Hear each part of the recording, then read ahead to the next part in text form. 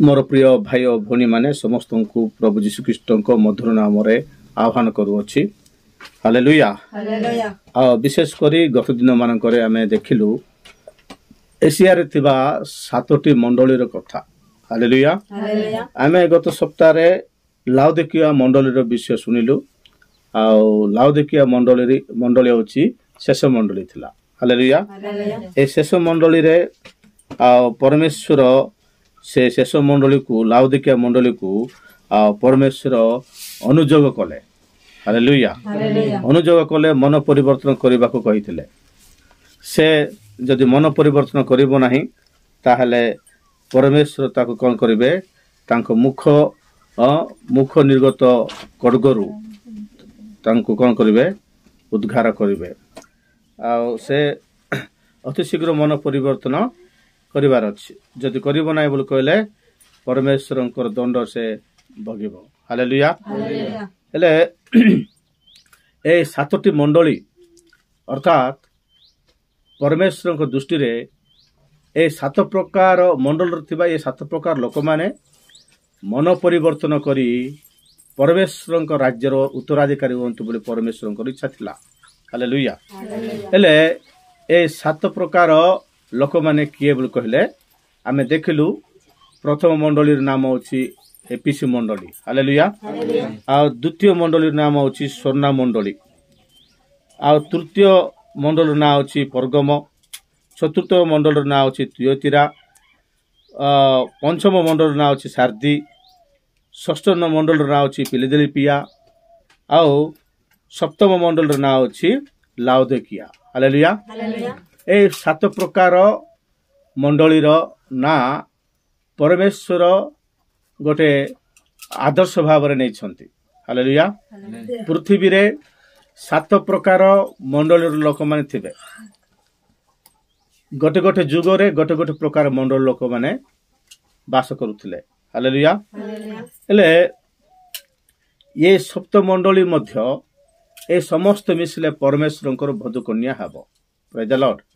से वधु कन्या को विवाह हवा पई प्रभु यीशु मध्य आकाश को आसीबे। मध्य आकाश रे वधु कन्या को भेटिबे। मध्य आकाश तांको भेटला परे से स्वर्ग राज्य को तांको नहीं जिबे हालेलुया। तार दृष्टांत स्वरूप होउची रिबिका एवं इसहाकको विवाह हालेलुया। आ से माने जे प्रकार आ खेत को इसहाक बुलिबा कास्थिला आ रिबिका मामु घररू खेत पर्यंत जाइथिला हालेलुया। सेट्रु इसहाक कोन करले रिबिका को तांक घर को नहीं गले। से प्रकार मंडली प्रस्तुत हैला परे रिबिका प्रस्तुत हैला परे इसहाक जे प्रकार मैरिज करबा को तांक घर को नहीं गले से प्रकार मंडली प्रस्तुत हैला परे ए 7 प्रकार मंडली प्रस्तुत हैला परे ए 7 प्रकार मंडली एक मंडल हेबो हालेलुया। से मंडल ना होची वधु कन्या मंडली हालेलुया। कृष्णक स्त्री जहा परमेश्वर तांक पुत्र को विवाह करिवे हालेलुया। तांक पुत्र को नाम होची जीशु। से जीशु होचंती परम इसहाक। से परम इसहाक मैरिज करबा पई रिबिकार आवश्यक पड़ुची हालेलुया। से रिबिका होचंती मंडली। से रिबिका होची मंडली। ए 7 जन मिसिकरी प्रस्तुतमय जीवन यापन करिवे। तांक पर कोनोसी भूल रहबा को बने हालेलुया। कोनोसी खराब विशेष जगह रहबा के बने। स्त्री वधु कन्या संपूर्ण हेबार अछि। 7 को कौन बोले 7 संख्या कौन बोले संपूर्णता को सूचना। 7 संख्या संपूर्णता को सूचना हालेलुया। तेनु से प्रकार परमेश्वर तांकर मंडली को ताहांक राज्य नेबा पाई से मध्याकाश को आसुचंती हालेलुया। हेले ए सब विषय किए देखुची बोल कहले जहन देखुछंती। से जहन को प्राय 96 वर्ष हैला से टाइम को हालेलुया। से वृद्ध प्रेरित प्रभु यीशु ख्रीष्टंकर प्रधान शिष्य ताहांको परमेश्वर दर्शन देई प्रभु जीशु ख्रीष्टଙ୍କର ସମସ୍ତ ବିଷୟ ଜଣାଉଛନ୍ତି। ହାଲେଲୁୟା। ସେ ପାତ୍ମ ନାମକ ଦ୍ୱୀପରେ ଥିବା ସମୟରେ ଏ 7ଟି ମଣ୍ଡଳୀର ଦୂତମାନଙ୍କ ନିକଟକୁ ପତ୍ର ଲେଖୁଛନ୍ତି। ହାଲେଲୁୟା। କାହା ଦ୍ୱାରା ଲେଖୁଛନ୍ତି ବୋଲେ ଦୂତ ତାଙ୍କୁ କହୁଛି, ସେ ଲେଖୁଛନ୍ତି। ହେଲେ ଏମିତି ଲେଖୁ ଲେଖୁ ଏମିତିକାର ସମୟ ଗୋଟେ ଆସିଲା, ପରମେଶ୍ୱରଙ୍କର ସ୍ୱର ସେ ଶୁଣିଲେ। ହାଲେଲୁୟା। ସେ ଆତ୍ମାରେ ଆବିଷ୍ଟ ହେଇଗଲେ, ଆତ୍ମାରେ ପରିପୂର୍ଣ୍ଣ ହେଇଗଲେ, ଆତ୍ମାରେ ପବିତ୍ର ଆତ୍ମା ତାଙ୍କୁ ଭରପୁର ମାନେ ପୁରା ଆବୁରିଲା। ହାଲେଲୁୟା। ପବିତ୍ର ଆତ୍ମା ତାଙ୍କୁ ଗୁଡେଇଲା ପରେ ସେ କଣ ହେଲେ ବୋଲି କହିଲେ, ପୁରା ମଣିଷ ପୁରା ମାନେ ମୂର୍ଚ୍ଛିତ ହେଇଗଲେ। ମୂର୍ଚ୍ଛିତ ବୋଲି କହିଲେ ପୁରା ମଣିଷ ପୁରା ହଜି ମାନେ ମାନେ ଏବେ ଦେଖ ଆମର ହିନ୍ଦୁ ଦେବାଦେବୀ ମାନେ ଆଉ ତାଙ୍କର ଘଣ୍ଟ ଯାକ ବା ଦେବୀ ଯାକ ଲାଗିଲା ପୂର୍ବରୁ ସେମାନେ ସାଧାରଣ ଥିବେ ନାଇଁ କି, ସେଟା ଲାଗିଲା ପରେ ସେ ଦେବୀ ଲାଗିଲା ପରେ ମାନେ ସେ ଠାକୁରାଣୀ ଲାଗିଲା ପରେ ସେମାନେ ଟିକେ ଅଲଗା ଟାଇପର ହେଇଯିବେ ନାଇଁ କି। ହାଲେଲୁୟା। ସେମାନେ ଟିକେ ଅଲଗା ହେଇଯିବେ, ତାଙ୍କର ଆତ୍ମା ଅଲଗା ଟାଇପ କାମ କରିବ। ସେଟା ଗୋଟେ ମାନେ ଶକ୍ତିର କାର୍ଯ୍ୟ ପରି ଲାଗୁଥିବ। ସତରେ ପରମେଶ୍ୱରଙ୍କର ଆତ୍ମା ଜହନଙ୍କ ଉପରକୁ ଆସିଲା। ହାଲେଲୁୟା। ପରମେଶ୍ୱର ପବିତ୍ର ଆତ୍ମା ଜହନକୁ କଣ କଲେ, ତାହାଙ୍କ ମାନେ ଶକ୍ତିରେ ଜହନକୁ କଣ କଲେ, ଆବୁରିଲେ। ହାଲେ ପରମେଶ୍ୱରଙ୍କ ଶକ୍ତି ଆସିକରି ଜହନକୁ ଉପରେ ପଡିଲା। ସେତେବେଳେ ଜହନ କଣ କଲେ ବୋଲି କହିଲେ, ସେଟା ଲେଖା ହେଇଛି। ଆଉ ଏଙ୍କାନ ବାବୁ ପଢିଲେ, ଏହାପରେ ମୁଁ ଦୃଷ୍ଟିପାତ କଲି, ଜହନ ଦୃଷ୍ଟିପାତ କଲେ, ଆଉ ଦେଖ ସ୍ୱର୍ଗରେ ଗୋଟିଏ ଦୁଆର ଉନ୍ମୁକ୍ତ ହେଲା। ହାଲେଲୁୟା। ପ୍ରଭୁ ଯୀଶୁ କହିଲେ, ଆମେ ଦୁଆର ନିକଟରେ ଆଘାତ କରୁଅଛୁ। ହାଲେଲୁୟା। ଯେ କେହି ଆମର ସ୍ୱର ଶୁଣି ଦୁଆର ପିଠେଇ ଦିଏ, ଆମେ ତା ସହିତ ତା ପାଖକୁ ଯିବୁ, ତା ସହିତ ଆମେ ଭୋଜନ କରିବୁ ବୋଲି କହିଲେ। ଗତ ସପ୍ତାହର ବାକ୍ୟ। ହାଲେଲୁୟା। ହେଲେ ଏଇ ଜାଗାରେ ସ୍ୱର୍ଗର ଦ୍ୱାର ଉନ୍ମୁକ୍ତ ହେଇଗଲା। କୋଉର ଦ୍ୱାର ଉନ୍ମୁକ୍ତ ହେଇଗଲା? ସ୍ୱର୍ଗ ରାଜ୍ୟର ଦ୍ୱାର ଉନ୍ମୁକ୍ତ ହେଲା, ମାନେ ପିଠା ଗଲା। ହାଲେଲୁୟା। ପୁଣି ସ୍ୱର୍ଗର ଦ୍ୱାର ପିଠା ହେଲା ପରେ ଯେତେବେଳେ ସ୍ୱର୍ଗର ଦ୍ୱାର ପିଠା ଗଲା, ସେଇ ସମୟରେ ସେ ଶୁଣିବାକୁ ପାଇଲେ ତୁରୀ ଶବ୍ଦ ସଦୃଶ ମୋ ସହିତ କହୁଥିବା ଯେଉଁ ସ୍ୱର ମୁଁ ପୂର୍ବରେ ଶୁଣିଥିଲି। ହାଲେଲୁୟା। ତୁରୀ ଶବ୍ଦ ପରି, ମାନେ ତୁରୀ ଶବ୍ଦ କେମିତି ହେବ? ପଙ୍କରେ ଫୁଙ୍କିବେ ନାଇଁ। ତୁରୀ ଶବ୍ଦ ଗୋଟେ ଶୁଭ ସଂକେତକୁ, ବିବାହ ସଂକେତକୁ ସେଇ ଟାଇମ ମାନେ ଶଙ୍ଖ ଫୁଙ୍କିଲା ପରି, ଏ ଗାଈର ସିଂହ ଟାଇପର ଥିବ, ସେଟା ପଙ୍କରେ ଫୁଙ୍କିଗଲା। ହାଲେଲୁୟା। ହେଲେ ସେ ତୁରୀ ଶବ୍ଦ ପରି ଶବ୍ଦ ଶୁଣାଗଲା। ସେ ଶବ୍ଦ ପାତ୍ମ ନାମକ ଦ୍ୱୀପରେ ଜହନକୁ ଶୁଭାଗଲା ଥରେ। କେତେବେଳେ ବୋଲି କହିଲେ, ସେଇ ପ୍ରକାଶିତ ବାକ୍ୟ ତାର 1:10 ପଦ ଦେଖନ୍ତୁ। 1:10 ପ୍ରକାଶିତ ବାକ୍ୟ 1:10 ମୁଁ ପଢୁଛି, ଦେଖନ୍ତୁ। ମୁଁ ପ୍ରଭୁଙ୍କ ଦିନରେ ଆତ୍ମାରେ ଆବିଷ୍ଟ ହୋଇ ମୋହର ପଛାତରେ ତୁରୀ ଶବ୍ଦ ପରି ଗୋଟିଏ ମହାସ୍ୱର ଏହା କହୁଥିବା ଶୁଣିଲି। ହାଲେଲୁୟା। କଣ କହୁଛନ୍ତି ବୋଲି କହିଲେ, ତୁମେ ଯାହା ଦର୍ଶନ କରୁଅଛ ତାହା ପୁସ୍ତକରେ ଲିପିବଦ୍ଧ କରି ସପ୍ତ ମଣ୍ଡଳୀ ଅର୍ଥାତ୍ ଏଫିସ, ସ୍ମର୍ଣ୍ଣା, ପର୍ଗମ, ତୁୟତିରା, ସାର୍ଦି, ଫିଲାଦେଲଫିଆ ଓ ଲାଉଦିକିଆ ମଣ୍ଡଳୀ ନିକଟକୁ ପ୍ରେରଣ କର ଲେଖିଲେ, କହିଲେ। ହାଲେଲୁୟା। କଣ କହିଲା ବୋଲି କହିଲେ? ତୁରୀ ଶବ୍ଦ କହିଲା। ହାଲେଲୁୟା। ତୁରୀ ଶବ୍ଦ ସେଇ ପ୍ରକାର କହିଲା। ସେତେବେଳେ କଣ ହେଇଥିଲେ? ଜହନ ଆତ୍ମାରେ ଆବିଷ୍ଟ ହେଇଥିଲେ। ପ୍ରେଜ୍ ଦ ଲର୍ଡ। କାହିଁରେ ଆବିଷ୍ଟ ହେଇଥିଲେ? ଆତ୍ମାରେ ଆବିଷ୍ଟ ହେଇଥିଲେ। ଜହନ ପବିତ୍ର ଆତ୍ମାରେ ପରିପୂର୍ଣ୍ଣ ହୋଇ ପବିତ୍ର ଆତ୍ମାଙ୍କ ଶକ୍ତିରେ ଦର୍ଶନ ଦେଖୁଛନ୍ତି। କଣ ଦର୍ଶନ ଦେଖୁଛନ୍ତି ବୋଲି କହିଲେ, ଏହା ପରେ ଯାହା ଯାହା ଘଟିବାକୁ ଯିବ। କୋଉଠି?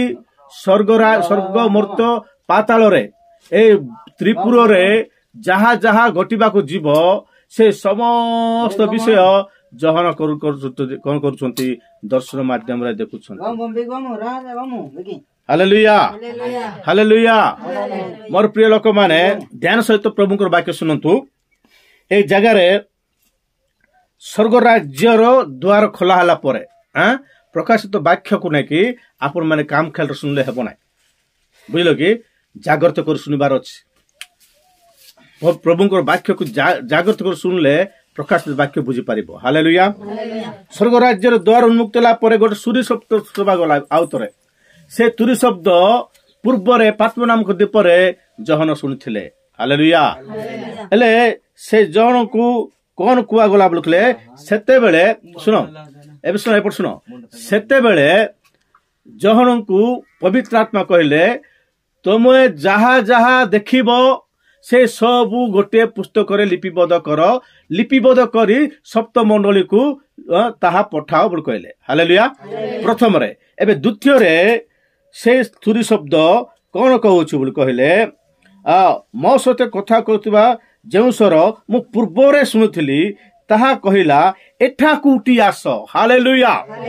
କଣ ବୋଲି କହିଲେ ସେଇ ତୁରୀ ଶବ୍ଦ ବାବୁ ମାନେ ସେଇ ତୁରୀ ଶବ୍ଦ କଣ ବୋଲି କହୁଛି ବର୍ତ୍ତମାନ ବୋଲି କହିଲେ ଜହନ ପାତ୍ମ ନାମକ ଦ୍ୱୀପରେ ଅଛନ୍ତି, ସ୍ୱର୍ଗ ରାଜ୍ୟରେ ସେ ତୁରୀ ଶବ୍ଦ ଶୁଭାଗଲା। ହାଲେଲୁୟା। ସେ ତୁରୀ ଶବ୍ଦ ସେଠୁ ମାନେ ସେ ଦ୍ୱାର ଖୋଲା ପରେ ସେ ଜାଗାରୁ ଗୋଟେ ଶବ୍ଦ ଆସିଲା। ସେ ଶବ୍ଦ କଣ ବୋଲି କହୁଥିଲା ବୋଲି କହିଲେ ଏଇ ଜହନ ତୁମେ ଏଠାକୁ ଉଠି ଆସ ବୋଲି କହିଲେ। ହାଲେଲୁୟା। କଣ ବୋଲି କହିଲା ତୁମେ ଏଇ ଜାଗାକୁ ଉଠି ଆସ।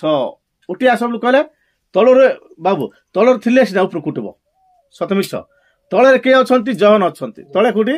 ଭୂମିରେ ପାତ୍ମ ନାମକ ଦ୍ୱୀପରେ ଜହନ ଅଛନ୍ତି। ହାଲେଲୁୟା। ସ୍ୱର କୋଉଠି ଶୁଭାଗଲା? ସ୍ୱର୍ଗ ରାଜ୍ୟରେ। ସ୍ୱର୍ଗ ରାଜ୍ୟରେ ପରମେଶ୍ୱରଙ୍କର ସ୍ୱର୍ଗ ରାଜ୍ୟର ଦ୍ୱାର ଖୋଲା ହେଲା। ଦ୍ୱାର ଖୋଲା ହେଲା ପରେ ଗୋଟେ ସ୍ୱର ଶୁଭାଗଲା। ପ୍ରେଜ୍ ଦ ଲର୍ଡ। ସେ ସ୍ୱର ତୁରୀ ଶବ୍ଦ ପରି ଶୁଭାଗଲା। ସେ ତୁରୀ ଶବ୍ଦ ପୂର୍ବରେ ଜହନ ଶୁଣିଥିଲେ। ହାଲେଲୁୟା। ଜହନଙ୍କୁ ପୂର୍ବରେ କହିଥିଲେ ଏହା ଲିପିବଦ୍ଧ କରି ସପ୍ତ ମଣ୍ଡଳୀକୁ ପଠାଅ ତମେ ଯାହା ଯାହା ଦେଖୁଛ। ଏବେ କହୁଛନ୍ତି ତୁମେ ଏଠାକୁ ଉଠି ଆସ। ହାଲେଲୁୟା। ତମେ ଯୋଉ ଜାଗାରେ ଅଛ ସେଇ ଜାଗାରୁ ତୁମେ କଣ କର? ଏଠାକୁ ଉଠି ଆସ। କୋଉଠିକୁ ଉଠି ଆସ? ସ୍ୱର୍ଗକୁ। ହାଲେଲୁୟା। ହାଲେଲୁୟା। ହେଲେ ଏଇ କଥାକୁ ଭଲ କରି ଶୁଣିବାକୁ ପଡିବ। ଏଇ କଥାକୁ ଆମ ପ୍ରି ଟ୍ରିବୁଲେସନ ଭାଇ ମାନେ এই ପୃଥିବୀରେ ବହୁତ ଲୋକମାନେ এই ବାକ୍ୟକୁ ଏମିତି କହନ୍ତି ଯେ ଏଠାକୁ ଉଠି ଆସ ବୋଲି କହିବାରୁ ଜହନଙ୍କୁ ସ୍ୱର୍ଗ ରାଜ୍ୟକୁ ପରମେଶ୍ୱର ଯାହା ଯାହା ଘଟିବାକୁ ଯିବ ପୃଥିବୀରେ ମର୍ତ୍ତ୍ୟ ପାତାଳ ସ୍ୱର୍ଗରେ ଯାହା ଯାହା ଘଟିବାକୁ ଥିବ ସେ ସମସ୍ତ ବିଷୟ ଦେଖେଇବା ପାଇଁ ଜହନଙ୍କୁ ସେଟାକୁ ଡାକିଲେ। ହାଲେଲୁୟା। ସେଇ କଥାକୁ ଆମ ପ୍ରି ଟ୍ରିବୁଲେସନ ଭାଇ ମାନେ ବା ଅନେକ ଭ୍ରାନ୍ତ ଶିକ୍ଷାରେ ମାନେ ଶିକ୍ଷିତ ଆଜ୍ଞା ମାନେ ବଡ ବଡ ଆଜ୍ଞା ମାନେ ବହୁତ ବଡ ବଡ ଆଜ୍ଞା ମାନେ କଣ କରୁଛନ୍ତି? ଏଇ ବାକ୍ୟକୁ ଆଧାର କରି ମଣ୍ଡଳୀକୁ ଉଠି ଆସ ବୋଲି କହୁଛନ୍ତି। ହାଲେଲୁୟା। ମଣ୍ଡଳୀକୁ ଏଠିକୁ ଉଠି ଆସ କାରଣ ଜହନ ମଣ୍ଡଳୀ ଆକା ନା। ଜହନ ମାନେ ପରମେଶ୍ୱରଙ୍କର ଜଣେ ବିଶ୍ୱାସୀ, ପରମେଶ୍ୱରଙ୍କ ଜଣେ ଦାସ। ସେ ତଳେ ଅଛନ୍ତି। ଏବେ ଉଠି ଆସ ବୋଲି କହିଲେ ମଣ୍ଡଳୀକୁ ଉଠିକି ନେଇ ଯାଉଛନ୍ତି ବୋଲି ଭାବୁଛନ୍ତି। ଏଟା ଭୁଲ। ହାଲେଲୁୟା। ଏଇ କଥା ଭୁଲ।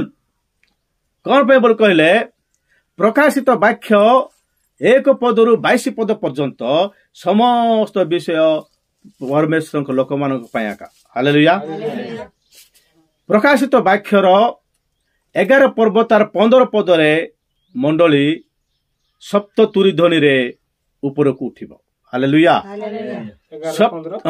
ସପ୍ତ ପ୍ରକାଶିତ ବାକ୍ୟ 11 ପର୍ବ ତାର 15 ପଦରେ ସପ୍ତମ ତୁରୀ ଧ୍ୱନି ବାଜିବ। ହାଲେଲୁୟା। ଏଇ ଯୋଉ ତୁରୀ ଶବ୍ଦ ଏଟା ଛାୟା ମାତ୍ର। ଏଟା ରିଏଲି ବୋଲେ ତୁରୀ ଶବ୍ଦ ପରି ସ୍ୱର ଶୁଭାଗଲା ସେଠିକା। ହାଲେଲୁୟା। ମାତ୍ର ପ୍ରକାଶିତ ବାକ୍ୟ 11 ପର୍ବ ତାର 15 ପଦରେ ରିଏଲି ମାନେ ତୁରୀ ଶବ୍ଦ ଶୁଭାଯିବ। ପ୍ରେଜ୍ ଦ ଲର୍ଡ। ମାନେ ପ୍ରକୃତରେ ମାନେ ଯୋଉଟା ସତ୍ୟ ମାନେ ବାସ୍ତବ ତୁରୀ ଶବ୍ଦ। ହାଲେଲୁୟା। ସପ୍ତମ ତୁରୀ ଧ୍ୱନି ତା ପୂର୍ବରେ 6ଟା ତୁରୀ ଧ୍ୱନି ହେଇଯାଇଛି। ସେ 6ଟା ତୁରୀ ଧ୍ୱନି ହେଲା ପରେ ଆମେ ଆସନ୍ତା ଦିନ ମାନେ ସବୁ ଆମେ ଶୁଣିବା। ହାଲେଲୁୟା। କିନ୍ତୁ এই 6ଟା ତୁରୀ ଧ୍ୱନି ପୂର୍ବରେ ହେଲା ଗୋଟେ ଗୋଟେ ତୁରୀ ବାଜିବା ସମୟରେ କଣ କଣ ଘଟିବ ପୃଥିବୀ ଉପରେ ସେ ସବୁ ବିଷୟ ବାଇବେଲରେ ଲେଖା ହେଇଛି। ହାଲେଲୁୟା। ହେଲେ ସପ୍ତମ ତୁରୀ ଧ୍ୱନି ସମୟରେ ସପ୍ତମ ଦୂତ ତୁରୀ ଧ୍ୱନି କରିବା ସମୟରେ ମଣ୍ଡଳୀ ମଧ୍ୟ ଆକାଶକୁ ନୀତ ହେବ। ହାଲେଲୁୟା। ସପ୍ତମ ତୁରୀ ଧ୍ୱନି ଭଲ କରି ମନେ ରଖନ୍ତୁ। ସପ୍ତମ ତୁରୀ ଧ୍ୱନି ହେବା ସମୟରେ ମଣ୍ଡଳୀ କଣ ହବ? ମଧ୍ୟ ଆକାଶକୁ ନୀତ ହବ। ହାଲେଲୁୟା। ସେଇ ଜାଗାକୁ ପ୍ରଭୁ ଯୀଶୁ ଖ୍ରୀଷ୍ଟ ତାଙ୍କର କୋଟି କୋଟି ଦୂତ ମାନଙ୍କ ସହିତ ଆମ ମାନଙ୍କୁ ଗ୍ରହଣ କରିବା ପାଇଁ ଆସିଥିବେ। ହାଲେଲୁୟା। ସେଇ ପ୍ରଭୁଙ୍କୁ ଆମେ ଭେଟିବା ପାଇଁ ଆମେ ମାନେ ସପ୍ତମ ତୁରୀ ଧ୍ୱନି ସମୟରେ ଉପରକୁ ଉଠାଯିବୁ। ହେଲେ ଏଇ କଥାକୁ ଆମର ପ୍ରି ଟ୍ରିବ୍ୟୁଲେସନ ଭାଇ ମାନେ ଆଉ ଆମର ଏ ପୃଥିବୀରେ ଅନେକ ମହା ପଣ୍ଡିତ ମାନେ ଆଉ ଏଇ ବାକ୍ୟକୁ ବକ୍ର କରୁଛନ୍ତି। କଣ କରୁଛନ୍ତି? ବକ୍ର କରୁଛନ୍ତି। ଏଇ ବାକ୍ୟକୁ ଭୁଲ ଶିକ୍ଷା ଦେଉଛନ୍ତି, ଯାହା ଫଳରେ କି ମଣ୍ଡଳୀ ଆଉ ପ୍ରସ୍ତୁତ ହେଇପାରିବ ନାହିଁ। ହାଲେଲୁୟା। ଏଇ ଜାଗାରେ ସ୍ପଷ୍ଟ ଭାବରେ ଲେଖା ହେଇଛି। କଣ ବୋଲି ଲେଖା ହେଇଛି ବୋଲି କହିଲେ, ମୁଁ ପୂର୍ବରେ ଯୋଉ ସ୍ତୁତି ଶବ୍ଦ ଶୁଣୁଥିଲି ତାହା ମତେ ଏଇ ପ୍ରକାର କହିଲା, ଏଠାକୁ ତୁମେ ଉଠି ଆସ ବୋଲି କହିଲା। ହାଲେଲୁୟା। ଏଠାକୁ ତୁମେ ଉଠି ଆସ। କଣ ପାଇଁ ଉଠି ଆସିବାର ଅଛି ବୋଲି କହିଲେ, ଯାହା ସବୁ ଏହା ପରେ ଅବଶ୍ୟ ଘଟିବ ସେଇ ସବୁ ଆମେ ତୁମକୁ ଦେଖେଇବୁ। ହାଲେଲୁୟା। ଏତେ କ୍ଲିୟର ଭାବରେ ଲେଖିଲେ, ଏତେ କ୍ଲିୟର ଭାବରେ କହିଲା ପରେ ମଣ୍ଡଳକୁ ଉଠି ଆସ ବୋଲି କହୁଛନ୍ତି ବୋଲି ଲୋକମାନେ ଭ୍ରାନ୍ତ ଶିକ୍ଷା ଦଉଛନ୍ତି। ଏଇଟା ବହୁତ ଦୁଃଖଦାୟକ ଜନକ ବିଷୟ, ବହୁତ ଦୁଃଖର ବିଷୟ। ଲୋକମାନେ ଆଜିକାଲି ଭ୍ରାନ୍ତ ଶିକ୍ଷାରେ ପଡିଯାଇ ବାଇବେଲ ଭଲ କରି ନ ପଢି ବାଇବେଲର ବାକ୍ୟକୁ ଭ୍ରାନ୍ତ ଶିକ୍ଷାରେ ପରିଣତ କରୁଛନ୍ତି ଅନେକ ଖ୍ରୀଷ୍ଟିଆନ ଲୋକମାନେ। ସେମାନେ ଆୟ ଦଣ୍ଡର ପାତ୍ର। ସେମାନେ ଏମିତିକା ଲଜ୍ଜାବୋଧ କରିବେ ପରମେଶ୍ୱରଙ୍କ ନ୍ୟାୟ ସିଂହାସନରେ। ପରମେଶ୍ୱରଙ୍କ ନ୍ୟାୟ ସିଂହାସନରେ ସେମାନେ ଲଜ୍ଜାବୋଧ କରିବେ। ମୁଁ ତୁମକୁ ଏଇ ପ୍ରକାର ଶିକ୍ଷା ଦେଇଥିଲି କି? ମଣ୍ଡଳୀକୁ ତମେ ଠିକ ଶିକ୍ଷା ଦିଅ ବୋଲି ଜହନକୁ କଣ କଲେ? ଠିକ ଭାବରେ ପ୍ରତ୍ୟେକ ମଣ୍ଡଳୀକୁ କଣ କଣ ପ୍ରତ୍ୟେକ ମଣ୍ଡଳୀରେ କି ଭୁଲ ଅଛି ସବୁ ଚିଠିରେ ଲେଖିଲେ। ହାଲେଲୁୟା। ଏଫିସିଓ ମଣ୍ଡଳୀରେ କଣ ଭୁଲ ଅଛି, ପରଗମ ମଣ୍ଡଳୀରେ କଣ ଭୁଲ ଅଛି, ସାର୍ଦି ମଣ୍ଡଳୀରେ କଣ ଭୁଲ ଅଛି, ଫିଲଦେଲଫିଆ ମଣ୍ଡଳୀରେ ସ୍ୱର୍ଣ୍ଣ ମଣ୍ଡଳୀରେ କିଛି ଭୁଲ ନାହିଁ। ହାଲେଲୁୟା। ଫିଲଦେଲଫିଆ ମଣ୍ଡଳୀରେ ମତେ କିଛି ଭୁଲ ନାହିଁ, ମାତ୍ର ଥିବା ମଣ୍ଡଳୀରେ ଭୟଙ୍କର ଭୁଲ ଯାକ କରିଛନ୍ତି। ସେମାନଙ୍କୁ ମନ ପରିବର୍ତ୍ତନ କର ବୋଲି କହିଲେ ପ୍ରଭୁ। ହାଲେଲୁୟା। ଏଇ ପ୍ରକାର ଶିକ୍ଷା ଜହନ ଦେଉଥିବା ସମୟରେ ଆମର ପାଷ୍ଟର ଭାଇ ମାନେ, ଆମର ପ୍ରି ଟ୍ରିବ୍ୟୁଲେସନ ଭାଇ ମାନେ ଭ୍ରାନ୍ତ ଶିକ୍ଷା ଦେଉଛନ୍ତି ଲୋକମାନଙ୍କୁ। ଭ୍ରାନ୍ତ ଶିକ୍ଷା ଦେଇ ଲୋକମାନଙ୍କୁ ଭଣ୍ଡଉଛନ୍ତି। ସେମାନେ ଭୁଲ ଶିକ୍ଷା ଶିଖୁଛନ୍ତି, ତାଙ୍କର ମଣ୍ଡଳୀକୁ ମଧ୍ୟ ଭୁଲ ଶିକ୍ଷା ଦେଉଛନ୍ତି। ଏଇ ଜାଗାରେ ଜହନକୁ ଉଠି ଆସ, ଏଟାକୁ ତୁମେ ଉଠି ଆସ, ଏହା ପରେ କଣ ଘଟିବ ତାହା ମୁଁ ତୁମକୁ ଜଣାଇବି ବୋଲି କହିଲେ। ହାଲେଲୁୟା। ଏହା ପରେ କଣ ଘଟିବ ବୋଲି କହିଲେ, ସେ ଯାଉ ଯାଉ ଗୋଟେ ବିଷୟ ଦେଖିଲେ। କାହିଁ ଏଙ୍କନା ବାବୁ ଟିକେ ପଢ। ଯାଉ ଯାଉ ଗୋଟେ ବିଷୟ ଦେଖିଲେ 2 ସେ 4:2। ସେ ଯେତେବେଳେ ଆତ୍ମାର ଆବିଷ୍ଟ ହେଲେ, ସେ କହୁଛନ୍ତି ଶୁଣ, ଏହା ପରେ ଯାହା ଯାହା ଘଟିବ ସେ ସବୁ ବିଷୟ ତୁମକୁ ଦେଖେଇବି ବୋଲି କହିଲେ। ସେଠି କୋଉଠି? ସ୍ୱର୍ଗରାଜ୍ୟକୁ ଡାକିଲେ ଜହନଙ୍କୁ। କୋଉଠି ଡାକିଲେ? ପୃଥିବୀରେ ଥିବା ପାତ୍ମ ନାମକ ଦ୍ୱୀପରେ ଥିବା ଜହନକୁ ଆତ୍ମାରେ ସ୍ୱର୍ଗରାଜ୍ୟକୁ ନେଇଗଲେ। ହାଲେଲୁୟା। ସ୍ୱର୍ଗରାଜ୍ୟକୁ ନେଇଗଲେ। ତାଙ୍କର ବଡି ଏଙ୍କନା ବାବୁ, ତାଙ୍କର ବଡି କୋଉଠି ଅଛି? ପାତ୍ମ ନାମକ ଦ୍ୱୀପରେ ଅଛି, କିନ୍ତୁ ତାଙ୍କର ଆତ୍ମା ପରମେଶ୍ୱରଙ୍କର ରାଜ ଦରବାରକୁ ଯାଇଛି। ପ୍ରେଜ୍ ଦ ଲର୍ଡ। ଏଇ 4 ପଦ ଟୋଟାଲ ଆମେ ରାଜ ଦରବାର 4 ପଦ 5 ପଦ ରାଜ ଦରବାରର ପରମେଶ୍ୱରଙ୍କ ସ୍ୱର୍ଗ ରାଜ୍ୟ ଦରବାରର ପ୍ରତ୍ୟେକ ବିଷୟ ଏ ଜାଗାରେ ଲେଖା ହେଇଛି। ପ୍ରେଜ୍ ଦ ଲର୍ଡ। ତ ଆମେ ମାନେ ଦେଖୁଛୁ ଜହନଙ୍କୁ ଏହା ପରେ କଣ କଣ ଘଟିବ ସେ ସମସ୍ତ ବିଷୟ ଜଣାଇବା ପାଇଁ ପ୍ରଭୁ ଯୀଶୁ ସ୍ୱର୍ଗକୁ ଡାକିଛନ୍ତି। ହାଲେଲୁୟା। କୋଉ ରୂପରେ ଡାକିଛନ୍ତି ବୋଲି କହିଲେ? ତୁରୀ ଶବ୍ଦ ରୂପରେ। ହାଲେଲୁୟା। ତୁରୀ ଶବ୍ଦ ରୂପରେ ଡାକିଛନ୍ତି। ସେ ଯାଇଛନ୍ତି ଆତ୍ମାର ଆବିଷ୍ଟ ହୋଇକି ସ୍ୱର୍ଗ ରାଜ୍ୟକୁ ଯାଇଛନ୍ତି। ଯାଉ ଯାଉ ଗୋଟେ ବିଷୟ ଦେଖିଲେ, ସେଇ କ୍ଷଣି ମୁଁ ଆତ୍ମାର ଆବିଷ୍ଟ ହେଲି, ଆଉ ଦେଖ ସ୍ୱର୍ଗରେ ଗୋଟିଏ ସିଂହାସନ ସ୍ଥାପିତ ହେଇଅଛି। ହାଲେଲୁୟା। ସ୍ୱର୍ଗ ରାଜ୍ୟରେ ଗୋଟେ ସିଂହାସନ, ମାନେ ବଡ ବିଚିତ୍ର ସିଂହାସନ ସେଟା। ହାଲେଲୁୟା। ସେ ସିଂହାସନର ଆଉ ସେଠି ଉପବିଷ୍ଟ ବ୍ୟକ୍ତିଙ୍କର ରୂପରେଖା ସବୁ ଏଠି ବର୍ଣ୍ଣିତ ହେଇଅଛି। ପ୍ରେଜ୍ ଦ ଲର୍ଡ।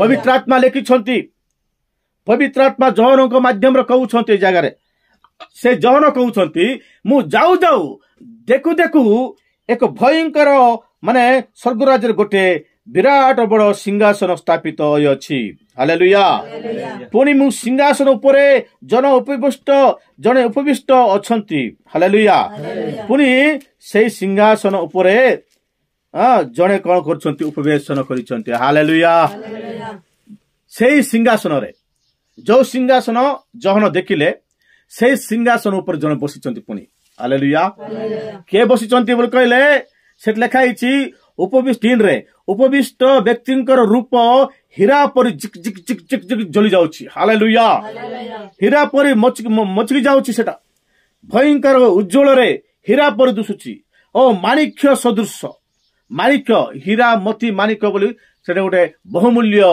प्रस्तर गुड़ाक हालेलुया हीरा मोती माणिक्य नीलकांत मणि सूर्यकांत मणि परी विभिन्न प्रकार मणि जाक अछि तो एई जगह उपवेशन करथिबा व्यक्ति होचंती प्रभु यीशु हालेलुया से सिंहासन रे प्रभु यीशु बसिचंती से सिंहासन रे प्रभु यीशु हीरा परी तांकर रूप चमकी जाउछि तो से हीरा परी माने चमकी जाउतबा से रूप को ये देखिले ओ माणिक्य सदृश आ सिंहासन चतुर्दिगरे गोटे मेघधनु अछि हालेलुया सिंहासन चतुर्दिगरे सिंहासन जो चेयर रे से प्रभु बसिचंती से चेयर चारियाडे कौन अछि बोल कहले मेघधनु से प्रकार मेघधनु आउ सिंहासन चतुर्दिगरे सेटा व्यापी जाइछि हालेलुया एहा देखिचंती जहन प्रेज द लॉर्ड सिंहासन चतुर्दिगरे मेघधनु ताहा मरकत मणितुल्य से इंद्रधनु रंग हालेलुया मरकत मणि सेटा गोटे विचित्र माने भयंकर रंग स्थापित से मणि परी से इंद्रधनु देखा जाउछि हालेलुया पुणी सिंहासन चतुर्दिगरे 24 सिंहासन स्थापित होछि हालेलुया ए देखु जे जाऊ जाऊ स्वर्ग राज्य को जाऊ जाऊ एई सब दृश्य देखुछंती किए जहन हालेलुया कौन देखले प्रथमे गोटे सिंहासन देखले सिंहासन गोटे व्यक्ति प्रभु यीशु ख्रीष्ट बसिचंती हालेलुया तापरे से सिंहासन चारियाडे मेघधनु से मेघधनु रंग मरकत मणि तुल्य हालेलुया तापरे से देखु देखु आ कौन देखले बोले से चतुर्दिगरे सिंहासन चतुर्दिगर चारियाडे 24टा माने 24 हालेलुया 24टा सिंहासन स्थापित अछि हालेलुया से सिंहासन गुड़िक उपरे से सिंहासन उपरे 24टा प्राचीन बसिचंती 24टा प्राचीन बसिचंती माने 24 बोले 24 जना हालेलुया हमर गीत रे अछि नेकी 24 जना प्राचीन से गीत अछि माने ए सिंहासन उपविष्ट व्यक्ति को चारियाडे 24टा सिंहासन से 24टा सिंहासन ऊपर 24 जन प्राचीन उपवेशन करिसंती हालेलुया हालेलुया प्राचीन उपविष्ट करिसंती से माने शुक्ल वस्त्र परिहित हालेलुया से माने की वस्त्र परिधान करिसंती शुक्ल वस्त्र परिधान करि अछंती प्रेज द लॉर्ड ओ से मानक मस्तक उपरे सुवर्ण मुकुट बांगारा मुकुट हालेलुया सुनार तैयार करदेवा मुकुट से माने पिंदिछंती तापरे से लिखा हिची सिंहासन मध्यरु विद्युत विभिन्न स्वर सिंहासन मध्यरु प्रभु यीशु ख्रीष्ट जो सिंहासन बसिचंती से जगारु विभिन्न प्रकार स्वर जाक आसुची माने साउंड जाक आसुची म्यूजिक गुडाक हालेलुया वो मेघ गर्जन निर्गत होइछि मेघ गर्जन माने बिजुली मारला पर गुड गुड गुड गुड बिजुली मारला पर तापरे आ सिंहासन सम्मुखरे अग्निमय सप्त प्रदीप हालेलुया सेठी लिखा हिछि सिंहासन सम्मुखरे अग्निमय सप्त प्रदीप जलु अछंती हालेलुया देखो सिंहासन बोल कले प्रभु यीशु बसितिबा जागा बुझलो ना से सिंहासन आगरे तुमे माने मोर आगरे जेते बसिछ सेमिति यीशु ख्रीष्टक आगरे 7टा दीप जलुची पुणी हालेलुया तमे बुझिबा कहूँ मुई हाँ 7टी प्रदीप ଜଳୁଛି ଗୁଦୁ ଗୁଦୁ ଗୁଦୁ ଗୁଦୁ ଗୁଦୁ କରି ଜଳୁଛି। ପ୍ରାଇଜ୍ ଦ ଲର୍ଡ। 7ଟି ପ୍ରଦୀପ ଅଗ୍ନିମୟ ପ୍ରଦୀପ ବୋଲି ଲେଖା ହେଇଛି ନାଇଁ କାରଣ ବାବୁ ଅଗ୍ନିମୟ ସପ୍ତ ପ୍ରଦୀପ ଜଳୁଅଛି। ଏଇ ସପ୍ତ ପ୍ରଦୀପ ଈଶ୍ୱରଙ୍କର ସପ୍ତ ଆତ୍ମା। ହାଲେଲୁୟା। ଏଇ ପ୍ରଦୀପ ମାନେ ଈଶ୍ୱରଙ୍କର ସପ୍ତ ଆତ୍ମା ଅଟନ୍ତି। এইটা হচ্ছে আজির মানে বাক্য আমি মানে দেখুছু পরমেশ্বরଙ୍କର রাজ দরবারে জহন কোন করুছন্তি বলি কইলে এই দর্শন দেখুছন্তি। ইহা পরে সে আশ্চর্য হয়ে যাবে। কি আশ্চর্য হয়ে যাবে? জহন কোন কোন ঘটিবা আমি আসন্ন সপ্তাহ দেখিবা। হালেলুয়া। ইয়া টিকে টিকে করে দেখিবা। বেশি কইলে তুমি বুঝি পারিব ନାହିଁ। তেণু মু টিকে টিকে তোমাকে বুঝাইବାକୁ চেষ্টা করিবি। परमेश्वर शक्ति केमितिटा, परमेश्वर रूप केमितिटा, परमेश्वर काम केमिति आमे से सब जानबार अछि बोले आमे आत्मारे आविष्ट हेबार अछि। हालेलुया। जन जे प्रकार आत्मार आविष्ट हेले आमे माने मध्य से प्रकार आत्मार आविष्ट हेले का सब बुझी पारिबो नाइ बोल कहले से बैरा मान पाखर शंख पुकला परे आका बैरा मान पाखर शंख जेति पुकले मध्य कौन हबो कि ए मझे एंकरा बाबू गोटे गोटे देखली कौन बोले गोटे बैराटा बस स्टैंड को आसला। बस स्टैंड कास करी जन को फोन कर देउछि बाबू मु आम घर को पळै जाउछि बोली आम घर लोक कहि दे तो मत सुबो नाही बोलला। ए फोन धरला ओ दियो बोल कहला कहला रो आमर घर लोक मन सॉरी आम घर लोक फोन करूछंती कोन कहउछंती मत जणा नाही टिके फोन दियो बोल कहला। फोन आम घर लोक से कथा करी मत कुआ बोल कहला। जन को देला हेलो किए बोल कहला। हाँ बाबू से बैरा को सुबो नाही से बैरा लोक को सुबो नाही तेन तुम कौन कर तांकर आई मरि जाइछि आम गाँव तार आई मरि जाइछि ताको बेगी आसबा को कुआ बोल कहला। हेले ए लोक किस कहला ए भलो लोक अरे बाबू तोर आई मरि जाइछि पुणी तू बेगी तुम घर को जीव पुणी बोल आम आई आसुछि कि आम बापा आसुछि कि बोल से बोले से कहबा कथा गोटे ए कहबा कथा गोटे आको सुबो नाही से कहि पारबो नाही माने एमिति हेले किछि लाभ नाही आको जेते कहले मसा अलगा प्रकार का कहउछि सिना तार आई मरि जाइछि रे बाबू तोर आई मरि गेलो अपन तू बेगी जीव पुणी बोल कहले से जानि पारु नाही। हालेलुया। से कौन बोल फोन कला से जानि पारु नाही तोर गाँ को जीव पुणी बोले केते साइक मारले मिसा जाओ से बुझी पारु नाही बोले सही प्रकार हे पारबो नाही। हालेलुया। तेनु आज वाक्य अनुसार आमे माने जागृत कर सुनबा प्रभु को वाक्य आमे बुझिबार अछि बोले आत्मार आविष्ट हेबार अछि प्रार्थना सहित सुनबार अछि प्रार्थना सहित रहबार अछि सेते बेले आमे स्पष्ट भाव में प्रभु को वाक्य बुझी पारिबा। प्रभु पठित वाक्य दे आम समस्त को आशीर्वाद करंतु। छोट प्रार्थना करिबा।